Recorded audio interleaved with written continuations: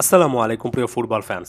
আমরা সর্বশেষ একটা ভিডিওতে আর্জেন্টিনা এবং স্পেনের মধ্যকার একটা কম্প্যারিজন করেছিলাম এবং খুবই নির্দিষ্ট করে শুধুমাত্র মিডফিল্ডের কথাই বলেছিলাম। আজকের এই ভিডিওতে আমরা মূলত ফিফার সর্বশেষ র্যাঙ্কিংয়ে একটা আপডেট দেখব এবং সেখানে কার কী অবস্থান সেটা নিয়ে একটু আলোচনা করব। তবে তার আগে সে ভিডিওটাতে আরও একবার ফিরে যাচ্ছি, কারণ এই আলোচনাটাতেও স্পেন এবং আর্জেন্টিনা বারবার করে আসবে।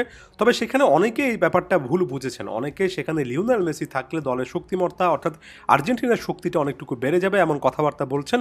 আমি কিন্তু ক্লিয়ার কাটভাবে সেখানে শুধুমাত্র মিডফিল্ডের শক্তিমত্তা নিয়ে কম্পেয়ার করেছি। লিওনেল মেসি মূলত একজন প্লেমেকার বা একজন ফরওয়ার্ড, যিনি কিনা মিডফিল্ডার বা অ্যাটাকিং মিডফিল্ডার হিসেবেও অনেক ম্যাচে খেলে থাকেন, তবে মূলত একজন ফরওয়ার্ড। সেহেতু সেই আলোচনায় লিওনেল মেসি আসেননি।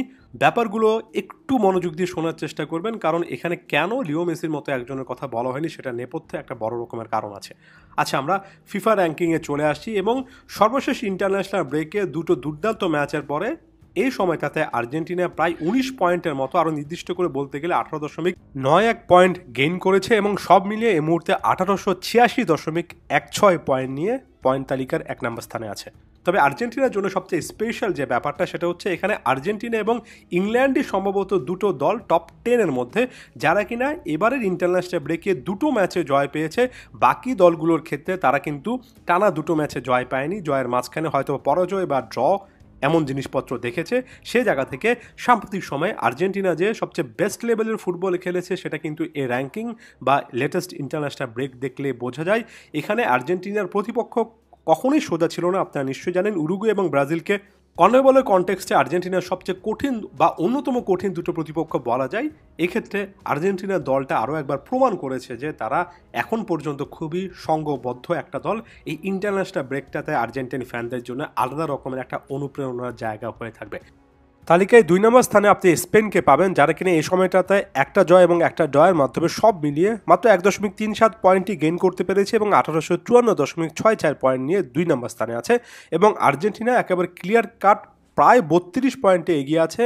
এটাই তাদের ডমিনেন্সটা, অর্থাৎ আর্জেন্টিনাদের ডমিনেন্সটা প্রকাশ করে। তালিকায় 3 নম্বর স্থানে আপনি ফ্রান্সকে পাবেন, যারা স্পেনের অনেকটুকুই কাছাকাছি আছে।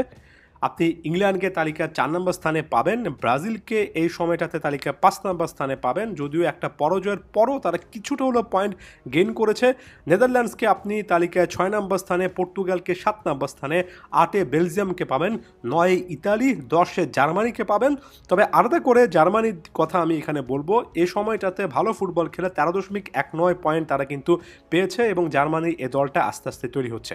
দেখুন, যখনই আমি কোনো একটা র্যাঙ্কিং নিয়ে আলোচনা করি প্রায় প্রত্যেকটা সময় বলি যে র্যাঙ্কিংয়ের পার্সপেক্টিভটা আমার কাছে কখনোই এটা নয় যে আমি শুধুমাত্র র্যাঙ্কিং দেখে বলতে পারি যে এ দলটা সবচেয়ে সেরা, কিংবা ব্যালন ডিওরের লিস্টে কোনো একটা র্যাঙ্কিং দেখে বলা যায় যে এ প্লেয়ারটা ব্যালন ডিওর পাবেন।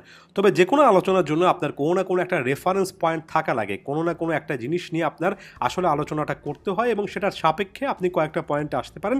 সেই ক্ষেত্রে র্যাঙ্কিংয়ে সকল কিছু বলে দেয় না, তবে একই সঙ্গে ফিফা র্যাঙ্কিংয়ের মতো এমন টাইপের র্যাঙ্কিং যেটা কিনা ধারাবাহিকভাবে পুরো একটা ইন্টারন্যাশনাল উইন্ডো জুড়ে অনেক লম্বা সময় ধরে আসলে পয়েন্টের ব্যবধান তৈরি করে, সেক্ষেত্রে যারা টপে থাকে তারা লাগাতার ভালো ফুটবলের জন্য টপে থাকে। এবং ফিফা র্যাঙ্কিংও ক্লিয়ার কাটভাবে বলছে এ মুহূর্তে আর্জেন্টিনা স্পেন দুটো দল খুব কাছাকাছি না হলেও আলোচনা সাপেক্ষে সেরা দুটো জায়গাতে আছে এবং দিন শেষে আর্জেন্টিনা নাকি স্পেন এটাকে কেন্দ্র করে একটা লম্বা আলোচনা চলবে। এর পাশাপাশি বর্তমান কোপা চ্যাম্পিয়ন এবং ইউরোপ চ্যাম্পিয়নের সেই কনটেক্সটটাও আছে। তবে একই সঙ্গে এই জিনিসটা আমি অ্যাকনোলেজ করতে চাই, ফিফা র্যাঙ্কিংয়ে একটা লম্বা সময় ধরে ফ্রান্সের যে অবস্থান, ইংল্যান্ডের যে অবস্থান, তাদেরও কিন্তু জোরালো একটা সুযোগ থাকবে। বেলজিয়ামের কথা বলছি, তারা উঠে আসছে। আপনি বাকি আরও দলগুলোর কথা বলতে পারেন। আপনি দলের নামের দিক থেকে চিন্তা করলে ব্রাজিলকেও ইকুয়েশনের থেকে কখনো বাইরে ফেলতে পারেন না।